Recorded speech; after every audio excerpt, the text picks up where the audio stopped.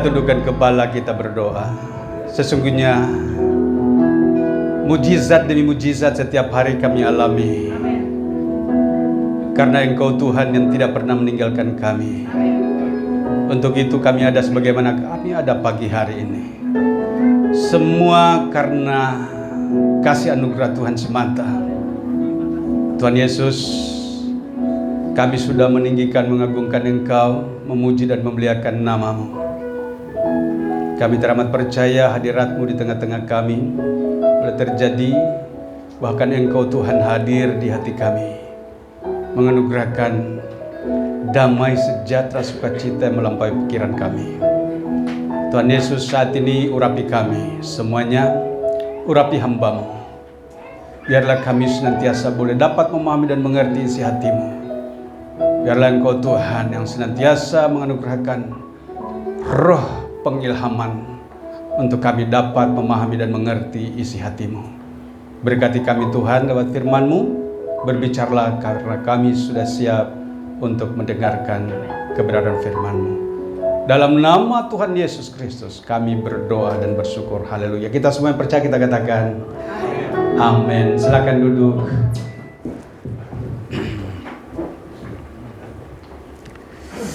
Iya, puji Tuhan, kita bersyukur kepada Tuhan karena kembali hari ini bulan Juni, minggu pertama. Ya, pertengahan tahun tentunya kita bersyukur kepada Tuhan kita masih lengkap. Ya, hari lepas hari kita tahu bahwa itu adalah perjuangan. Tetapi kembali lagi bahwa Tuhan adalah Allah yang berjanji untuk menyertai, memimpin, memelihara, menjagai, bahkan memberkati kita. Untuk itu Bapak Ibu yang dikasihi oleh Tuhan, wujud daripada kerinduan kita yang terdalam, kita selalu datang kepada Tuhan. Kita beribadah kepada Tuhan. Tak henti-hentinya kita senantiasa memuji dan memuliakan nama-Nya. Dan bahkan Dialah yang senantiasa memberkati kita. Baik Bapak Ibu yang dikasihi oleh Tuhan, tadi pagi karena memang saya mengalami kemarin itu habis ada acara di Ruko. Saya udah rasa dari pagi, ya. Saya agak sedikit terganggu lutut saya, tapi saya tidak berpikir bahwa itu asam urat. Ya, saya nggak tahu makan apa, tapi saya teramat percaya bahwa pada saat itu juga Tuhan bekerja. Habis makan pulang kemarin, saya merasakan kesulitan untuk melangkah. Saya turun di tangga, saya harus duluan kaki yang kena. Kemarin nasi padang. Ya, tapi sebenarnya penyebab bukan itu. Itu hanya sebagai salah satu ya pemicu aja. Tapi sebenarnya saya merasa kelelahan memang ya. Tapi saya teramat percaya waktu kemarin itu saya langsung berseru, Tuhan besok saya mau khotbah. Pulang saya harus cukur. Waktu saya cukur karena kami naik motor, saya merasakan bahwa kayaknya kesulitan untuk saya melangkah. Saya cukur untuk tekuk kaki juga susah karena itu di lutut. Saya berseru, Tuhan, Engkau tolong saya karena besok saya harus khotbah. Pulang ke rumah habis mandi, saya mau istirahat tidur, kaki saya udah sulit. Saya lihat udah bengkak, lutut saya udah bengkak. Tuhan, ini nggak ada jalan lain ini. Saya udah mau bilang sama istri saya, Ma, besok nanti siap-siap ya. Tapi saya tahan untuk tidak menyatakan itu. Karena saya tidak mau kalah dengan sakit penyakit yang ada. Kemudian saya minta itu flavanol. Ma, tolong bikinin. Rupanya tiba-tiba dia naik dan dia bikinin saya ambil flavanol, tapi juga saya bilang coba lihat dulu ada obat asam urat saya enggak. Setelah diperiksa ada juga. Ya sudah, saya makan sekalian, saya minum flavanol, saya makan obat saya. Kira-kira 10 menit kemudian, padahal tadinya udah gelisah, belok kiri, belok kanan, Putar saya punya, bangun lagi, saya mau ganti posisi. Udah sulit sekali, kaki saya, lutut saya udah nggak bisa digoyang lagi. Nah ini alamat ini. Tapi setelah saya minum obat, saya merasakan 10 menit kemudian, wah ini puji Tuhan, langsung reda. Dan saya tidak mau ambil waktu untuk menyanyiakannya. Saya harus tidur. Saya bilang, Tuhan, saya tidak persiapkan ini khotbah. Saya belum baca, memang belum mempersiapkan. Tapi saya mau tidur aja, pokoknya Tuhanlah yang memimpin saya nanti. Bangun pagi jam 5 kurang, saya disediakan Flavanol lagi dan air hangat. Setelah sebelum saya minum, saya mau buang air kecil dulu. Saya turun ke bawah, susah sekali. Kembali agak lutut saya. Tapi saya nggak mau kalah. Puji Tuhan, saya melihat bahwa semakin ada peluang setelah saya habis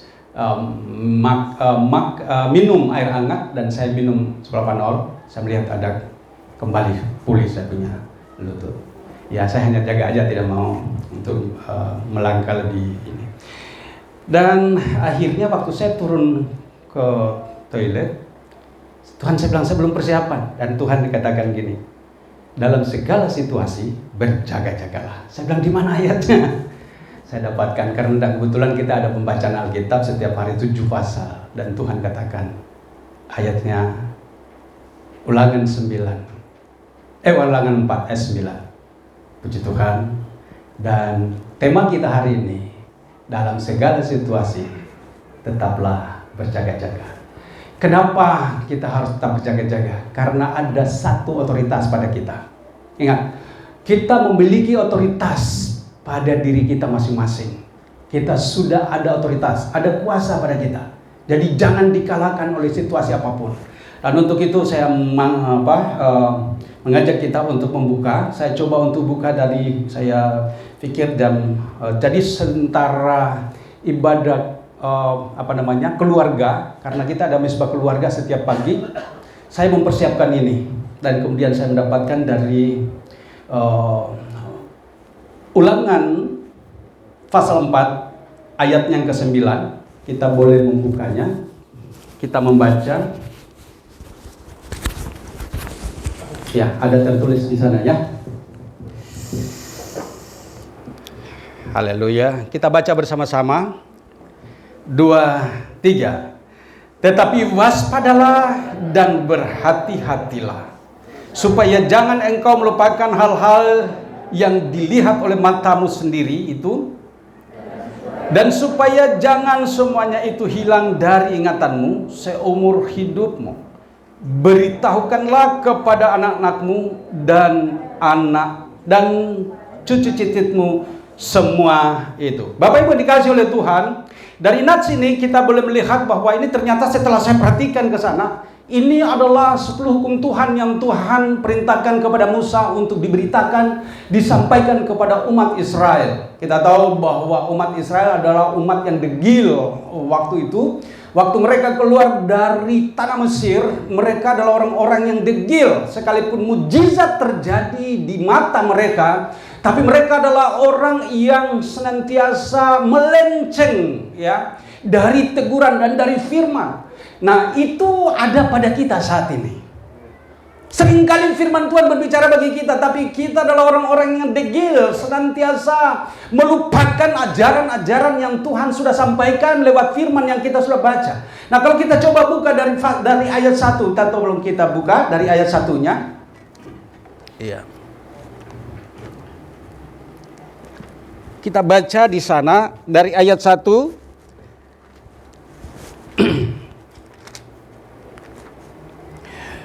Ulangan pasal 4, kita baca dari ayat yang pertama sampai dengan ayat 9. Kita baca, saya bacakan juga bagi kita.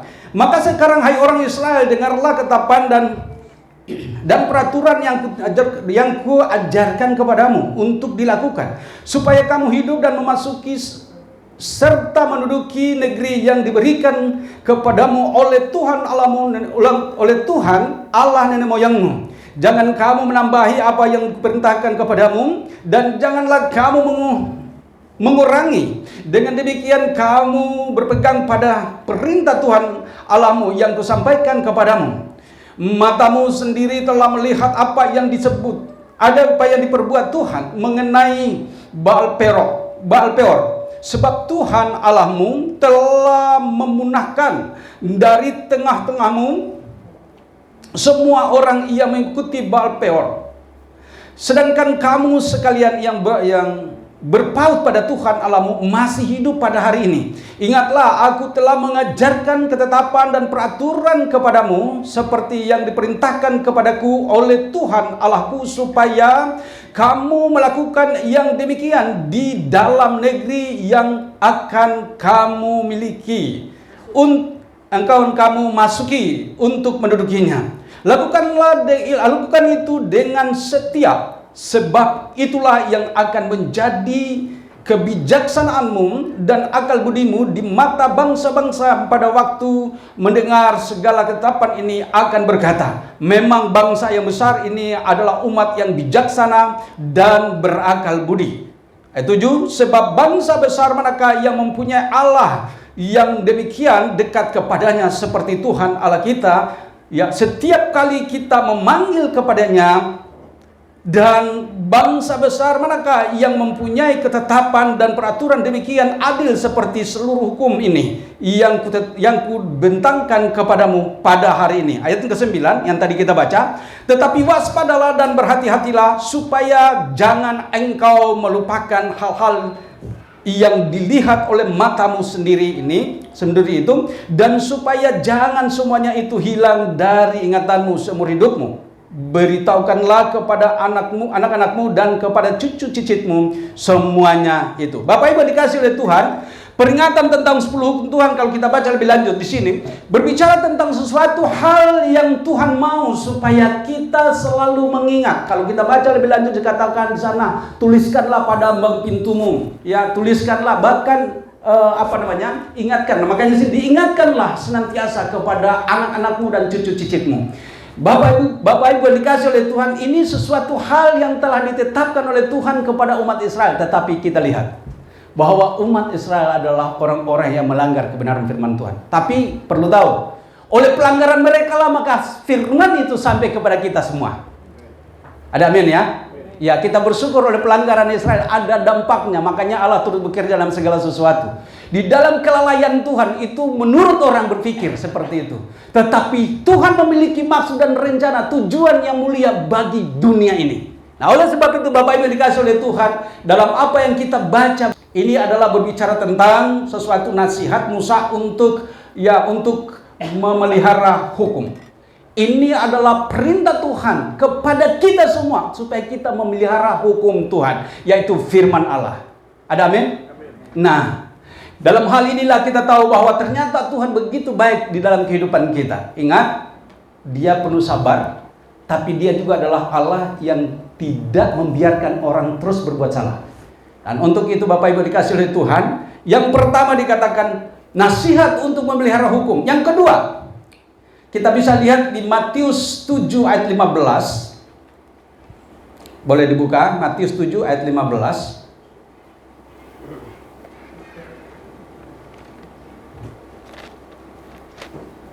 Bersyukur kepada Tuhan di dalam kondisi sulit, tetapi Tuhan memperlihatkan kepada saya beberapa hal berkaitan dengan rencananya pada hari ini. Matius 7 ayat yang ke-15 dikatakan demikian. Kita baca bersama-sama. 2, 3. Waspadalah terhadap nabi-nabi palsu yang datang kepadamu dengan menyamar seperti domba, tetapi sesungguhnya mereka adalah serigala yang buas. Ingat bahwa di dalam kehidupan kita ini, orang yang sudah mengenal Tuhan, seringkali kita terseret oleh ajaran-ajaran palsu. Orang-orang yang mendongeng, orang-orang yang senantiasa menyampaikan tentang hal-hal yang melemahkan kita. Saya menyaksikan ada orang yang berkata gini, pada waktu kita sampaikan, bacalah firman Tuhan setiap hari. Tapi seseorang mengatakan gini, no, tidak perlu kau baca Alkitab setiap hari. Ini penyesatan. Iya, yang penting kita percaya kepada Dia. Ini penyesatan. Nah, itu seringkali boleh ada dalam keseharian kita, ada di lingkungan kita. Tetapi ayat ini berbicara tentang hal yang sangat penting. Jangankan kepada orang yang tidak baca Alkitab. Orang yang kesehariannya aja dengan Alkitab bisa aja tersesat. Makanya di sini berbicara nabi palsu. Ya, nah untuk itu kita baca, saya akan mengajak kita untuk membacanya dari ayatnya yang ke 15 ini sampai dengan ayat yang ke-23. Saya akan bacakan bagi kita. Waspadalah terhadap nabi-nabi palsu yang datang kepadamu dengan menyamar seperti domba, tetapi sesungguhnya mereka adalah serigala yang buas. Ayat 16. Dari buahnya lah kamu akan mengenal mereka. Dapatkah orang memetik buah anggur dari semak duri, atau buah ara dari rumput duri? Demikian setiap pohon yang baik menghasilkan buah yang baik, sedang pohon yang tidak baik menghasilkan buah yang tidak baik. Tidak mungkin pohon baik itu menghasilkan buah yang tidak baik, ataupun pohon yang tidak baik itu menghasilkan yang baik. Ayat 19. Dan setiap pohon yang tidak menghasilkan buah yang baik pasti ditebang dan dibuang ke dalam api. 20. Jadi dari buahnya lah kamu akan mengenal mereka. Sampai di situ aja deh, saya kira tidak usah dilanjutkan. Dari buahnya lah. Nah, bagaimana mungkin kita akan bisa memahami kebenaran firman Tuhan kalau kita tidak mau membaca firman Tuhan, membaca Alkitab? Seringkali yang kita sampaikan adalah orang-orang yang mendongeng. Tadi yang saya katakan bahwa kalau tadi ada yang mengatakan tidak perlulah engkau terlalu sering ke gereja. Ini kan berbahaya, dan hal-hal seperti ini ada di sekeliling kita. Orang yang hidup subur, orang yang gemuk-gemuk, orang yang sepertinya diberkati, tapi ingat, mereka dipelihara untuk perapian di neraka. Ingat itu, bahwa kita yang mengenal Tuhan harusnya setiap hari kita bergaul dengan Tuhan. Bagaimana caranya? Kita harus senantiasa membangun persekutuan dengan Tuhan. Pada waktu kapan? Iya, pagi hari kita datang kepada Tuhan untuk berdoa kepada Tuhan, membaca firman-Nya. Nah, bagaimana mungkin kita bisa untuk memahami isi hati Tuhan, pikiran Allah, kalau kita menjauhi hal-hal yang seperti ini?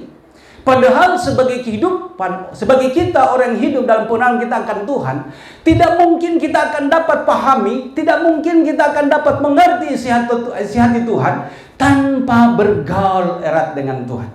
Jadi hindarilah dongeng-dongeng yang berbicara tentang hal itu. Nah, kita baca lebih lanjut dari ayat ini. Ya, masih ada ayat 21, ayat 21, 22, 23. Ini berbicara tadi saya bilang, jangankan orang yang baca firman Tuhan, yang tidak baca firman Tuhan, yang membaca firman Tuhan, bahkan hamba Tuhan sekalipun, mereka ditinggalkan oleh Tuhan. Dan dikatakan begini, bukan setiap orang yang berseru kepadaku Tuhan, Tuhan akan masuk ke dalam kerajaan surga, melainkan dia yang melakukan kehendak Bapakku yang di surga. Itu perhatikan dengan baik.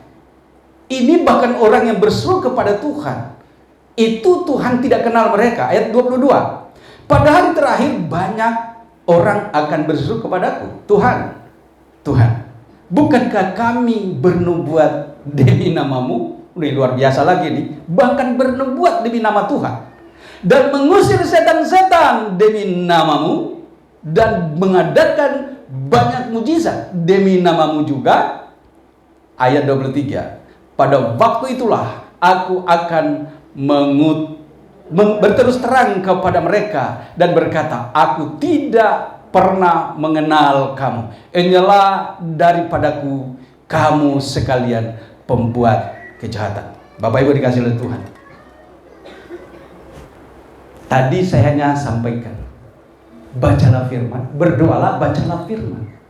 Karena dari situlah engkau akan tahu bagaimana hubunganmu dengan Tuhan. Amin. Tapi kita malah melalaikannya. Bagaimana mungkin kita bisa memahami isi hati Tuhan? Bukankah Tuhan berbicara kepada kita lewat Alkitab ini? Disinilah kita tahu firman-Nya. Tetapi ada orang yang mengatakan, tidak usahlah, ya sudah hiduplah seperti biasa, kerjakanlah pekerjaan banyak yang harus kau kerjakan, tinggalkan ibadahmu dulu, ya lakukan dulu ini karena kau masih hidup di dunia ini. Iya, Perlu kita tahu, kita hidup di dunia ini untuk mengerjakan keselamatan kita. Ada amin? Bahwa suatu kelak kita tidak akan mengerjakan apa-apa lagi. Iya, tetapi apakah pada waktu suatu kelak kita sudah dipanggil dan tidak mengerjakan apa-apa, apa yang kita kerjakan di dunia menjamin untuk kita masuk ke surga? Sekalipun kita tahu bahwa Dia adalah Allah yang telah berkorban datang menebus kita. Inilah yang seringkali melumpuhkan iman orang percaya. Yang penting kau percaya, nggak usah pergi ke gereja. Ini yang melumpuhkan iman percaya kita. Yang nggak usah kau baca firman, yang penting kau percaya. Inilah yang menyesatkan. Makanya kita harus mengerti isi hati Tuhan. Bagaimana caranya? Berdoa dan baca firman-Nya. Engkau akan tahu. Semakin kau giat di dalamnya, maka Tuhan akan semakin giat terhadap engkau. Dia akan semakin dekat dengan engkau. Dia akan semakin membukakan tentang pemahaman dan pengertian tentang firman-Nya. Kenapa? Karena semakin kita dekat dengan Tuhan di dalam persekutuan kita dengan Tuhan, Tuhan bukan tinggal lagi di luar. Kalau dalam Ulangan 30 ayatnya yang ke berapa ya di sana? 11, 12, 13 sampai ayat 14. Tuhan katakan bahwa Tuhan itu tidak tinggal lagi di langit, di atas, atau di seberang laut sana. Tidak. Tetapi Tuhan itu teramat dekat dengan kita. Ayat 14. Bahkan Dia di dalam hati kita untuk kita lakukan dan kita kerjakan. Ya. Sangat dekat kepadamu, yaitu di dalam hatimu untuk untuk dilakukan. Firman itu kalau engkau baca, engkau faham, mengerti, maka engkau akan otomatis dapat melakukan firman itu dengan baik. Dalam 2 Korintus 3 ayatnya yang kedua dan ketiga, bahwa firman itu tidak lagi tertulis di loh batu seperti yang kita lihat dari Ulangan tadi, 10 hukum Tuhan. Tetapi firman itu tertulis di loh daging, yaitu dalam hati saudara dan saya. Ada amin? Untuk apa? Untuk dilakukan. Jadi bukan lagi ditulis dengan tinta yang banyakkan itu bisa pudar. Tetapi dia ditulis dengan roh yang dari Allah itu sendiri di dalam loh daging kita. Supaya apa? Supaya kita mengingatnya. Bagaimana supaya firman itu tertulis di loh daging kita? Itu di hati kita. Yaitu kita harus berdoa dan membaca firman-Nya dan melakukan firman itu. Maka Dialah roh penolong itu. Yohanes 14 ayat yang ke-26. Dia akan datang senantiasa dalam roh untuk mengingatkan kepada kita bahwa nilai-nilai hidup yang sesungguhnya telah Tuhan sampaikan sejak dari zaman purbakala. Tuhan mau supaya kita tahu akan hal itu. Dan kalau hal itu ada pada kita, maka kita akan semakin giat untuk melakukan kebenaran firman Tuhan dalam kehidupan kita. Bahkan kita mungkin tidak sadar bahwa firman itu sudah terpancar dari sikap hidup kita dan menjadi berkat buat orang-orang di sekeliling kita yang kita tidak kenal sekalipun. Dalam hal inilah kita tahu bahwa firman itu benar-benar hidup di dalam kita. Makanya dalam 2 Korintus 3 ayat yang sering kali sampaikan, ayat yang kedua dan ketiga itu berbicara bahwa firman itu telah hidup di dalam daging kita, itu di hati manusia. Nah, firman itu tidak harus ada di sini. Nanti saya buka firman dulu, buka Alkitab dulu. Saya harus persiapan dulu. Orang yang kalau diajak untuk menyampaikan kebenaran firman Tuhan, nggak mau kalau secepat itu. Maunya tunggu 1 minggu sebelum engkau beritahu sama saya, supaya saya persiapan. Enggak. Persiapan kita adalah keseharian kita membaca firman, itulah persiapan kita. Amin. Seperti tadi saya katakan, saya tidak persiapan apa-apa. Tapi pagi hari jam 5 tadi saya turun ke bawah dan Tuhan berbicara, waspadalah dalam segala situasi. Dan saya tanya, di mana ayat itu? Dan Tuhan bilang, Ulangan 4 ayat 9. Nah, puji Tuhan bahwa situasi kita setiap hari adalah masa persiapan. Ada amin? Situasi kita setiap hari adalah masa persiapan untuk masa depan kita. Masa depan kita bukan di dunia ini.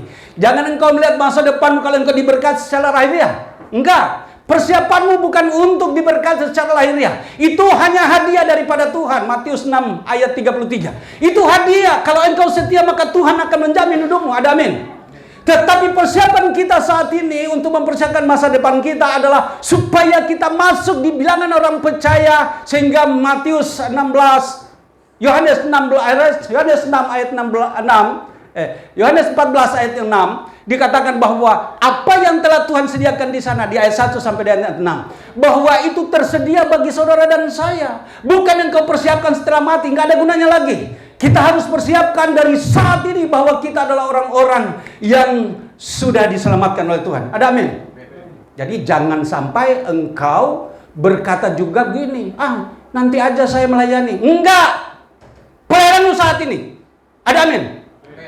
Jangan kau menolak pelayanan. Pelayananmu saat ini. Enggak engkau tunda-tunda untuk nanti kemudian. Bagaimana kita melayani Tuhan? Kau harus berdoa, bukan harus di sini. Tetapi jika kita melayani di sini itu anugerah. Jangan juga engkau tolak. Itulah Tuhan mau mempersiapkan kita untuk hal-hal yang begitu mulia di hadapannya. Banyak orang yang mencari seperti itu, tapi banyak orang yang mau mencarinya untuk kemuliaan dirinya. Bapak Ibu dikasih oleh Tuhan, terlalu panjang di situ saya bawa. Oke, kita masuk lebih lanjut. Yang ketiga, Matius 10 ayat yang ke-17. Kita buka.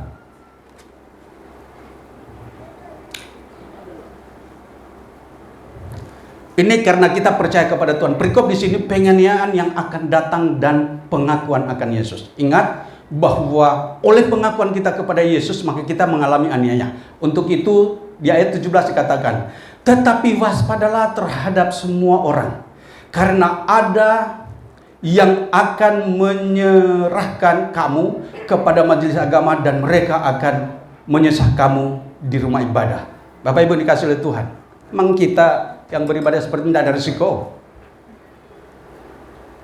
Ada resiko. Nggak ada yang aman di muka bumi ini. Bagi kita yang percaya kepada Tuhan, semua yang kita lakukan ini berisiko. Tetapi kembali lagi bahwa kita harus sadar akan hal ini. Kita harus tahu bahwa kita mengenal Tuhan itu penuh risiko. Kita akan baca ayatnya dari ayat yang ke-17 ini sampai ayat yang keberapa ini saya akan bacakan bagi kita. Saya akan mulai dari ayat 16. Lihat, aku mengutus kamu seperti domba ke tengah-tengah serigala. Sebab itu hendaklah kamu cerdik seperti ular dan tulus seperti merpati.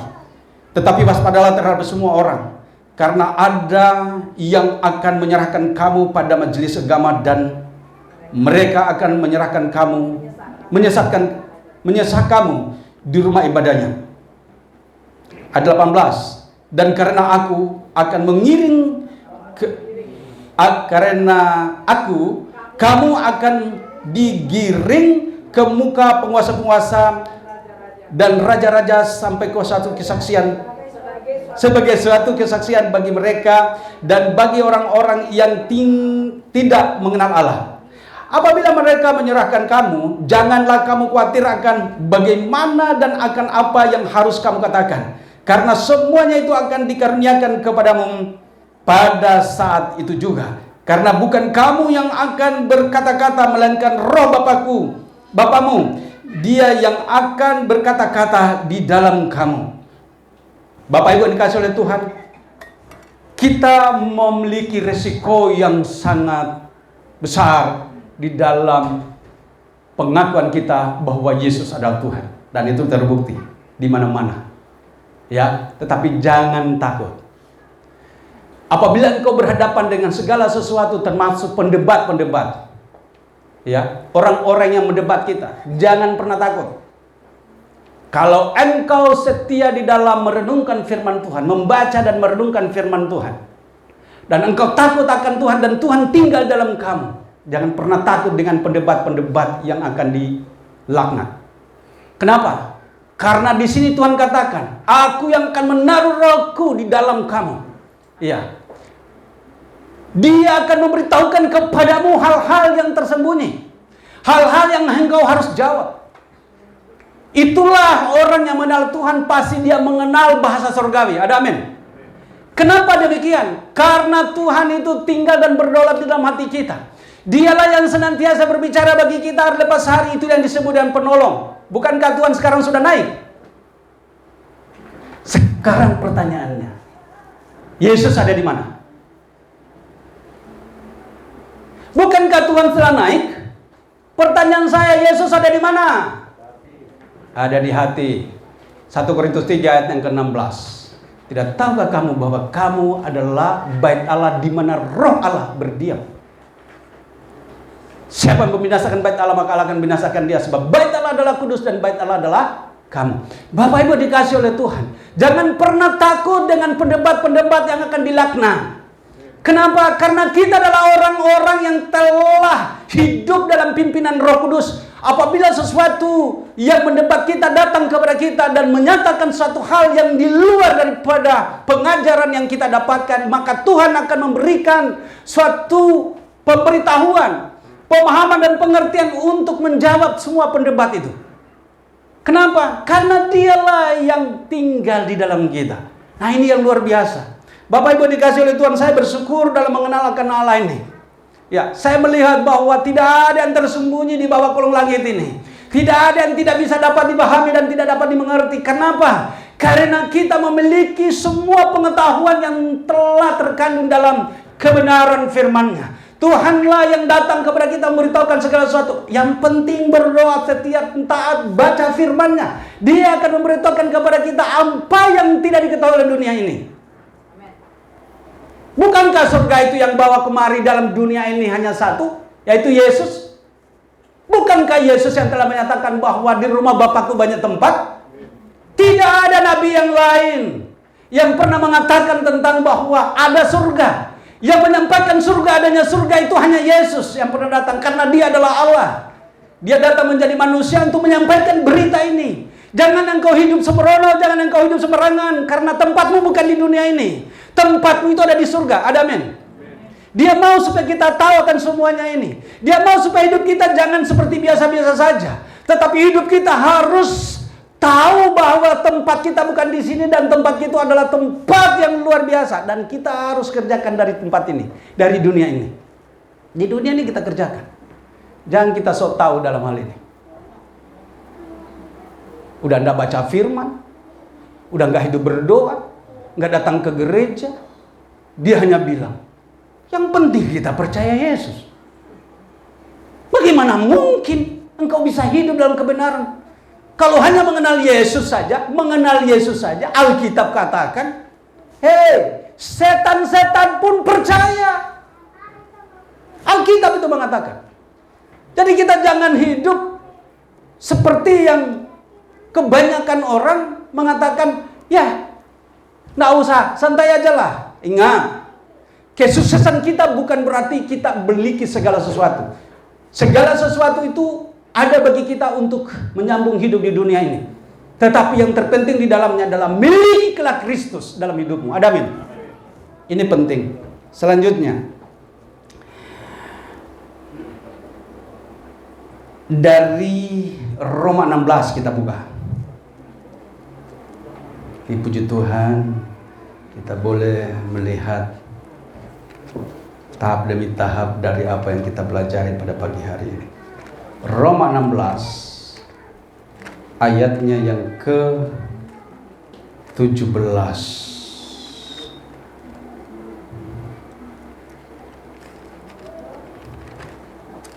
Ya. Ayat ke-17 dikatakan di sini. Perikop dari bacaan ini adalah peringatan. Jadi diingatkan kepada kita hari ini. Kita baca, tetapi aku menasihatkan kamu, saudara-saudara, supaya kamu waspada terhadap mereka yang bertentangan dengan pengajaran yang telah kamu terima, menimbulkan perpecahan dan godaan. Sebab itu hindarilah mereka. Sebab itu hindarilah mereka. Dikatakan bahwa kita tidak boleh bergaul dengan sembarang orang. Kalau pengajaran yang mereka bawa adalah bertentangan dengan kebenaran firman Tuhan, hindari aja. Kalau mereka mau mendebat kita, tinggalkan saja. Ya, ada orang-orang yang so tahu, kemudian pakai firman, bahkan mereka pakai firman untuk membenarkan diri. Teramat banyak yang seperti ini. Diamkan saja. Jauhilah perdebatan sebelum dimulai. Itu firman. Kenapa? Karena banyak orang yang so tahu, pingin untuk dikenal, pingin untuk disanjung, pakai firman untuk menyerang sesamanya. Tinggalkan saja. Ya, tidak ada artinya untuk seperti itu. Kita mau mendebat mereka, tidak ada artinya. Kenapa? Karena hal-hal yang sangat penting dalam prinsip hidup adalah milikilah ketenangan dalam hidupmu supaya engkau dapat berdoa. Hal-hal yang mendebatkan kau tinggalkan saja. Saya orang yang bisa berdebat, senang berdebat saya, tapi saya tinggalkan aja seperti itu. Dan hal ini terjadi di dalam lingkup kita. Terjadi di dalam kondisi keadaan yang kita tidak sadar, ternyata mereka adalah orang-orang yang disebut tadi dalam Matius 7 ayat yang ke-21, 22, 23. Disebut pendeta, tapi mereka adalah orang-orang yang tidak dikenal Tuhan. Hati-hati yang seperti ini. Makanya tinggalkanlah perdebatan sebelum dimulai. Makanya kalau kita mau pakai firman untuk menyerang orang, ini berbahaya. Saya khotbah di sini bukan untuk supaya saya menyerang pakai firman. Tidak, saya khotbah di sini, saya mau supaya firman Tuhan berbicara bagi kita. Tadi doa hambanya Pak Pendeta Johan, supaya yang disampaikan itu sumbernya dari Tuhan. Ada amin.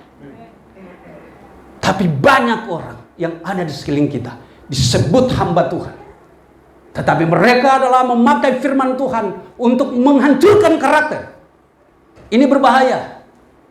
Sangat berbahaya. Di zaman ini dia sudah mengenal lagi saudaranya. Dia sakitin dengan cara seperti itu, membunuh karakter. Dan banyak orang-orang yang pakai hal seperti ini demi untuk supaya dikenal, supaya dia dipakai di mana-mana.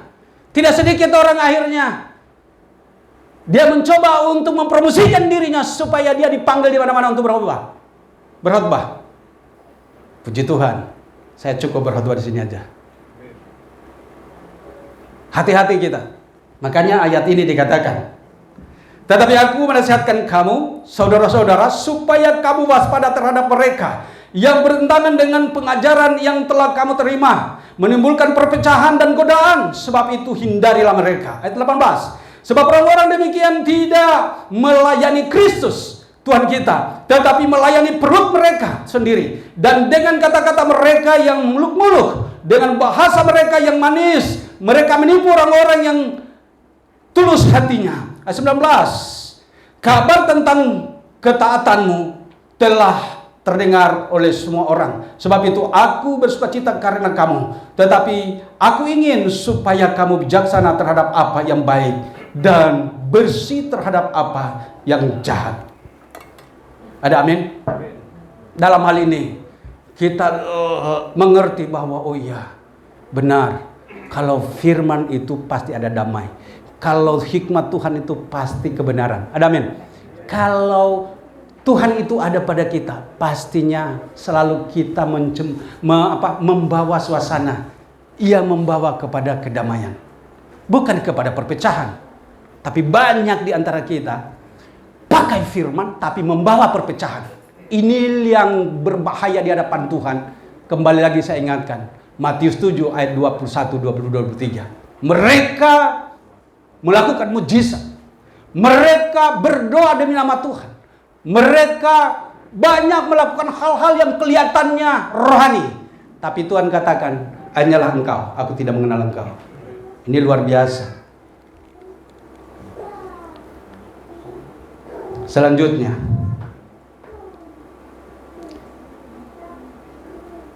dalam 2 Yohanes 1 ayat yang ke-8. Kita buka.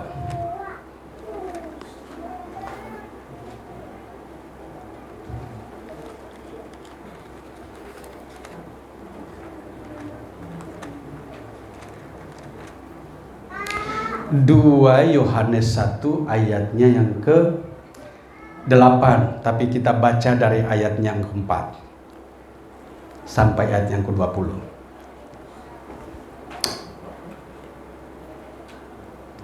Ini perikopnya, tetaplah di dalam ajaran Kristus. Oh maaf. Ayat 4 sampai ayat 11 kita baca. Bersama-sama kita baca. 2, 3. Aku sangat bersukacita bahwa aku mendapati bahwa separuh dari anak-anakmu hidup dalam kebenaran sesuai dengan perintah yang telah ku telah kita terima, yang telah kita terima dari Bapa. Dan sekarang aku minta kepadamu, Ibu, bukan seolah-olah aku menuliskan perintah baru bagimu, tetapi menurut perintah yang sudah ada pada kita dari mulanya, supaya kita saling mengasihi. Dan inilah kasih itu, yaitu bahwa kita harus hidup menurut perintahnya. Dan inilah perintahnya, yaitu bahwa kamu harus hidup di dalam kasih, sebagaimana telah kamu dengar dari mulanya. Sebab banyak penyesat telah muncul dan pergi ke seluruh dunia, yang tidak mengaku bahwa Yesus Kristus telah datang sebagai manusia. Itu adalah si penyesat dan antikristus. Waspadalah supaya kamu janganlah kehilangan apa yang telah kami kerjakan itu, tetapi supaya kamu mendapat upahmu sepenuhnya. Sebab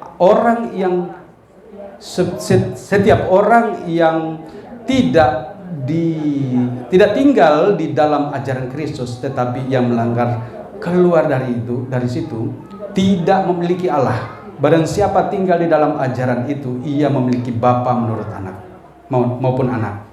Jika orang datang kepadamu dan tidak membawa ajaran ini, janganlah kamu menerima dia di dalam rumahmu, dan janganlah memberi salam kepadanya, sebab barang siapa memberi salam kepadanya, ia mendapat bagian di dalam perbuatannya. Mengerikan. Ya. Bahkan kalau kita tahu dia adalah pembuat salah yang menentang Kristus, jangan beri salam kepadanya. Ini mengerikan juga ini. Sebab jika kita memberi salam kepadanya, kita mendapat bagian di dalam kesalahannya. Wah, saya bertanya, aduh Tuhan, ini berat. Ini kalau teman kita yang datang membawa sepertinya orang, tapi ini sebenarnya maksudnya adalah jika dia mengaku percaya sebenarnya. Jangan kalau dia menolak Tuhan dan dia datang kepadamu, jangan beri salam kepada dia. Kenapa? Karena jelas-jelas dia sudah mengenal Tuhan, tapi dia meninggalkan Tuhan. Jangan beri salam. Nasihati aja dia. Kalau dia menerima, puji Tuhan. Yeskil, yang saya takutnya jangan sampai seperti Yeskil katakan. Yeskil 16 di sana berbicara tentang apabila kita tahu dia berbuat salah dan kita tidak menegur, maka kita mendapat bagian dalam kesalahannya. Baik Bapak Ibu dikasih oleh Tuhan, dari ayat ini ya, perikop yang kita baca ini adalah tetaplah dalam ajaran Kristus. Jadi ada banyak ajaran lain ya yang kita dapatkan sekeliling kita, tetapi tetaplah di dalam ajaran Kristus. Karena hal ini penting bagi kita. Yang sebagai penutup, karena waktu, sebagai penutup dikatakan di dalam 2 Petrus 3 ayat 17 sampai 18. Ini dua ayat. 2 Petrus 3 ya. 2 Petrus 3 ayatnya yang 17 sampai ayat 18. Kita baca bersama-sama. Ini sebagai penutup. Di sini pun juga temanya adalah penutup. 2 Petrus 3 2 Petrus 3 ayat 17. Di sini penutup. Benar juga nih. Sebagai penutup dari khotbah saya, kita baca bersama-sama ayat ini. Sudah dapat? 2, 3. Tetapi kamu saudara-saudaraku yang kekasih, kamu telah mengetahui hal ini sebelumnya. Karena itu waspadalah supaya kamu jangan terseret di dalam kesesatan orang-orang yang tak mengenal hukum, dan jangan kehilangan peganganmu yang teguh, tetapi bertumbuhlah dalam kasih karunia dan dalam pengenalan akan Tuhan dan Juru Selamat kita Yesus Kristus. Baginya kemuliaan sekarang dan sampai selama-lamanya. Amin. Puji Tuhan, kita sudah boleh mendapatkan ajaran hari ini. Tema tadi kita katakan bahwa dalam segala situasi, waspadalah, waspadalah. Orang berbuat jahat itu bukan hanya waktu dia bukan merencanakan saja, tetapi waktu ada kesempatan kadang-kadang kita tergelincir. Ya, karena godaan di sekeliling kita itu banyak. Kita sebagai orang beriman, ya, sebagai orang beriman, kita mengaku percaya kepada Tuhan, jangan tinggal tenang. Karena iblis itu seperti iblis ya, seperti singa ya. Kalau ngaung-ngaung, dia akan mencari orang yang ya, dan itu ada di lingkungan kita. Ingat baik-baik, hati-hati, hati-hati. Jadi waspadalah, waspadalah, waspadalah. Bahkan orang yang datang itu berbaju serigala, tetapi ya berbaju serigala, tetapi mereka adalah penyesat. Maksudnya itu apa? Orang yang mengaku percaya Yesus, tetapi dalam perbuatannya bukanlah percaya kepada Kristus. Mereka adalah orang-orang yang senantiasa ya berbuat sesuatu apa yang diinginkan hatinya. Nah, untuk itulah mari kita pegang baik-baik untuk hal ini. Saya bersyukur kepada Tuhan karena hari ini seperti tadi yang saya katakan, saya berpikir apa yang saya harus bawa, dan Tuhan katakan tetaplah waspada di dalam segala sesuatu. Tuhan memberkati kita semua.